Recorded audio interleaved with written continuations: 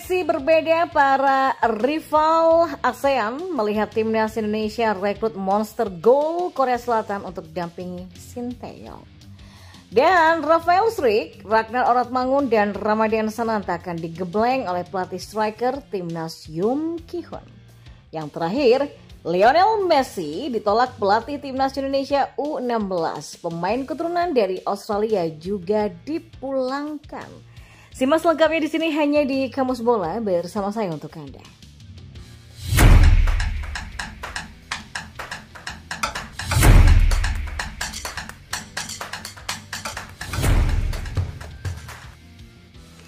Ya, para rival timnas Indonesia di kawasan ASEAN memberikan respon yang beragam terkait isu kehadiran Yoon Ki-hoon sebagai asisten pelatih baru Sinteyong.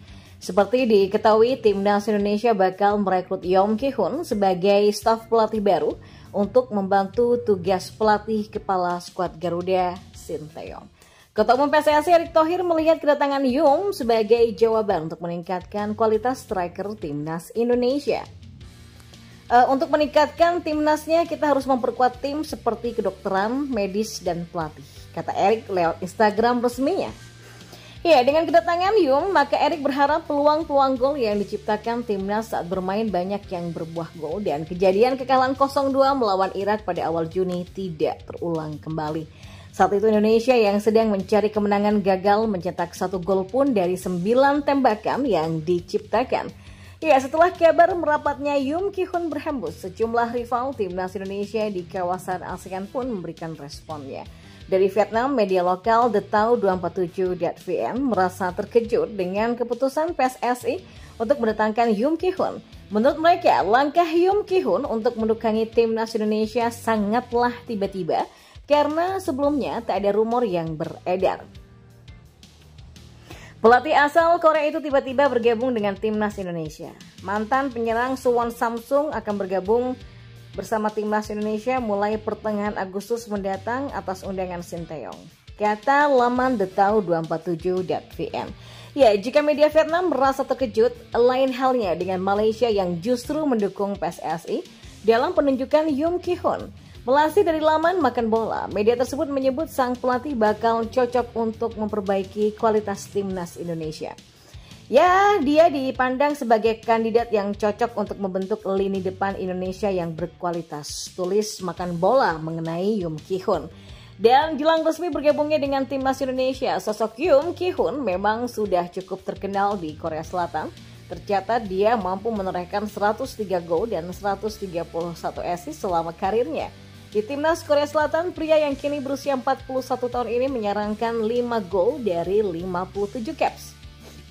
Ya, berbekal statistik mentereng tersebut, kemampuan mencetak gol Yoon Ki-hoon diprediksi bisa membuat barisan lini depan timnas Indonesia makin bertaji di kualifikasi Piala Dunia 2026 nanti.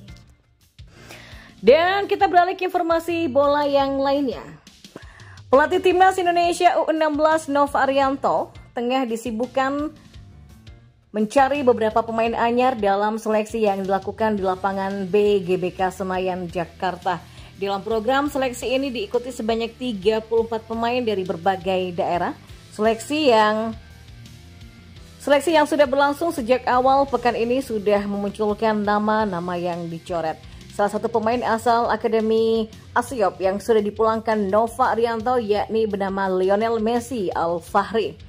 Tidak hanya itu, Nova juga benar-benar ingin melihat kualitas pemain, juga mencoret pemain keturunan berdarah Australia Indonesia yang bernama Matthew Davis. Oh ya, Lionel Messi sudah saya kembalikan, dia secara postur dan kualitas masih belum sesuai dengan yang saya harapkan.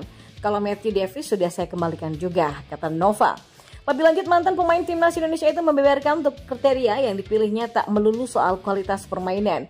Hal-hal lain seperti mental, postur, dan kerja keras pemain juga menjadi faktor yang ia lihat juga.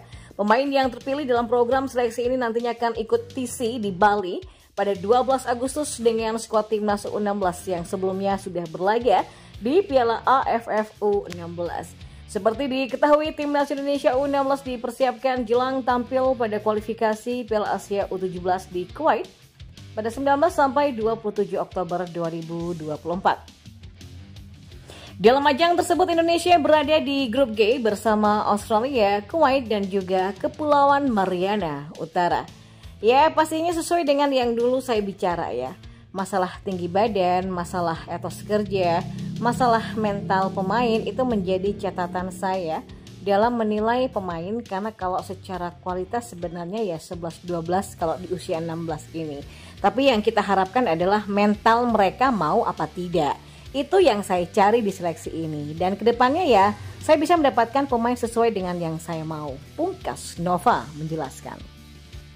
Pelatih Timnas Indonesia Shin Tae-yong memboyong pelatih striker asal Korea Selatan yang bernama Yoon Ki-hoon untuk masuk jajaran kepelatihan skuad Garuda. Masuknya Yoon Ki-hoon akan membuat striker Timnas Indonesia seperti Rafael Struijk, Ragnar Oratmangun, dan Ramadan Sananta semakin gacor mencetak gol.